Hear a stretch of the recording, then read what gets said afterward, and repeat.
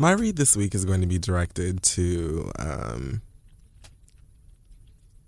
any and everyone who is on Love and Hip Hop Atlanta. And here's why. I mean, minus Arian, although, you know, it was hard to watch her on there too. Why are you watching Love and Hip Hop?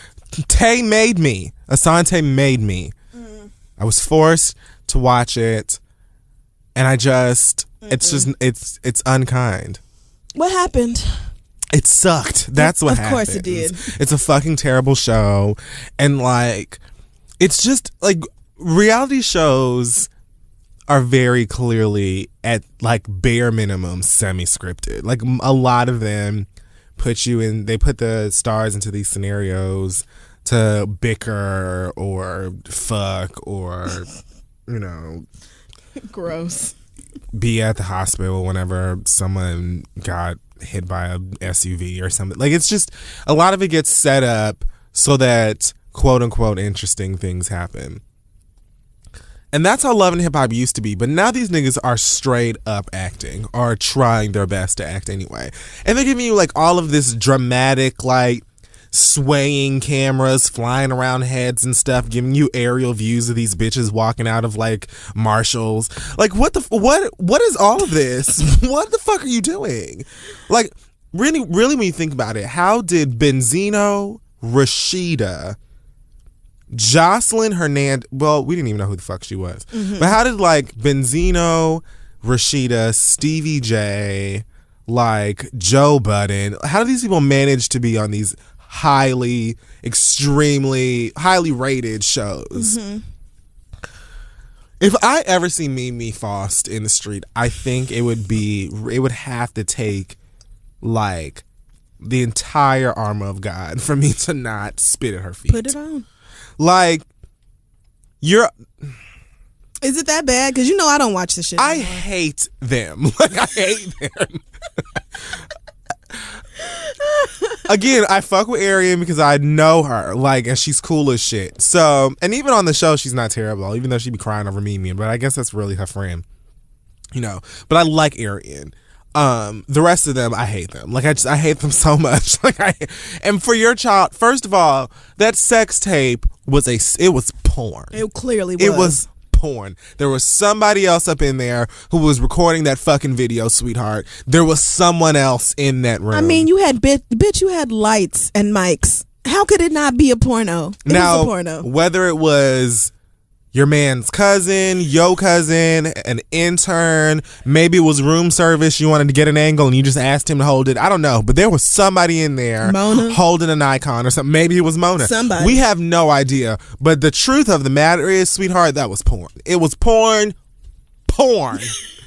My vidster. And you have a baby. Like, a baby. And this isn't even the first time that Asante made me watch that shit, but I think this episode was like one of the episodes we watched. The very first thing that happens is she's dropping her daughter off at Stevie J's house, and the kid is in the back seat, like in a fucking like a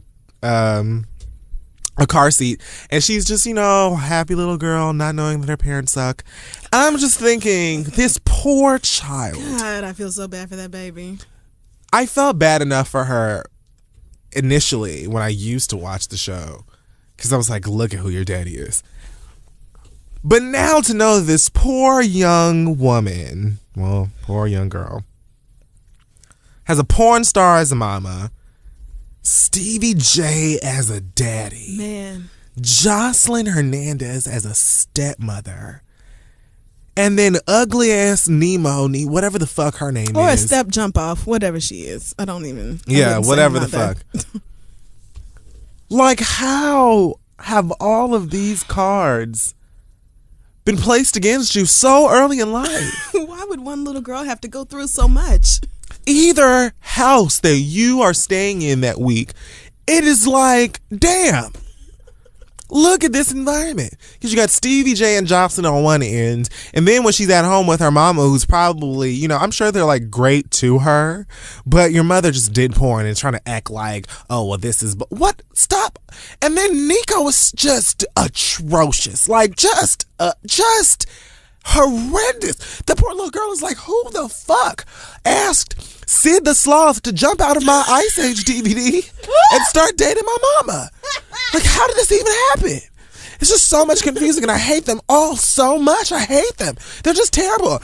And I literally had to beg Asani to turn it off because I love Kalina so much. And apparently Kalina like has a storyline on this shit now. Like, what the fuck? What the fuck? How did Dawn and Kalina skate out of Dirty Money with all of this opportunity and both just shit it away? Like, Dawn was doing these great independent things, and then she decided that she wanted to serve lemonade and push her tits up and find somebody else to contour her damn nose and wear fucking denim gauchos and shit. And now Kalina's over here on fucking Love and Hip Hop Atlanta talking about she's pregnant, although her weave is always on point. Like, reality show or not, I don't know who she's buying that fucking shit from, but it's Congratulations fantastic. On your weave. It sucks. The show fucking sucks. All of it is terrible, but Zeno is just perpetually ugly, and it's awful. His neck ain't seen the light of day since birth, probably. Like, I asked Tay, like, how long do you think Zeno has been this ugly? Like, they're just like do you think that it's something like has it been like since the mid-90s, or like after Eminem slayed him did this happen? Or like what happened? Has this nigga been ugly? At what point did his neck clock out though? When his neck was like, early retirement is an option, I'm gonna take it, like I just can't support this anymore, and just left. He just looks like that, and everybody's okay with it. It's like they cut him out of Hip Hop Weekly. It's like they cut the neck, like a paper doll, right? Like just glue it wherever. It doesn't matter. Sucks. Of course it and does. I understand that y'all like you like to watch it. Apparently, I had to ask, like, is this one of those things now where you know it's fake and you know it's basically like a soap opera and you just watch it for the sheer entertainment of it being garbage? And most people say that. Like, a lot of the stories that happen on Maury and Jerry Springer are like, that should be so fucking fake too, but you like watch it because it's bullshit and it's crazy.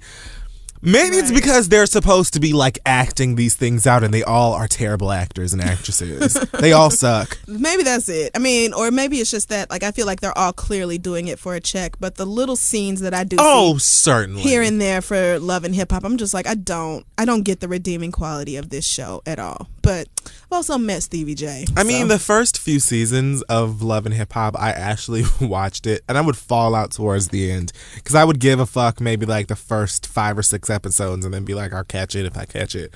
But now it's like straight up, they're trying to give you like Carmen, a hip opera, the South Side edition, or like, I don't know, like like I'm gonna have to actually ask you to stop because Carmen the Hip Opera is a classic.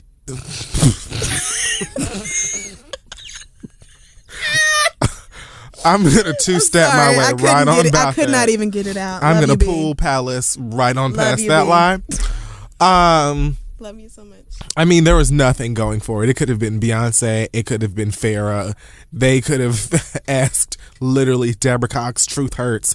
Anybody could have been a Carmen hip opera. There wasn't no saving that one. Low key, I do enjoy it, but it's more for like nostalgic, like goofy reasons, not because I feel like it's a fine cinematic work. Like, it's just, sometimes you just like things that are just goofy. The only thing about Carmen the hip opera that I liked was the fact that the Brat was like the narrator. Was that really her? You don't remember the Brat doing like the intro and outro and shit? Oh my God. No, all I remember is like Beyonce in this extremely blonde. It was so random. The Brat is like standing outside of the bodega or something. And she's like giving you this deaf poetry moment of the story of Carmen. Whatever. The point is, anyway, Love and Hip Hop is like the worst thing on television. It is so fucking bad. And I can't do it at all anymore. Like, it physically hurts. Like, I feel like my brain cells aren't dying. They're committing suicide. Like, my brain cells are sending like sharp messages to the rest of my nervous system. And they're just being like, fuck you for doing this. Today is where I give up. Like, fuck you wholeheartedly. All right. Well, I will spit at her feet. Like, I hate them. I already fucking hate Stevie. I hate fucking what is it? Kurt, Rashida's husband, with his fucking raisinette looking ass. That nigga has his Twitter name on his clothing, so that lets you know without even him opening his mouth that he is a piece of shit. Who does that? He is a bunch of crunch butch queen. That's what he is.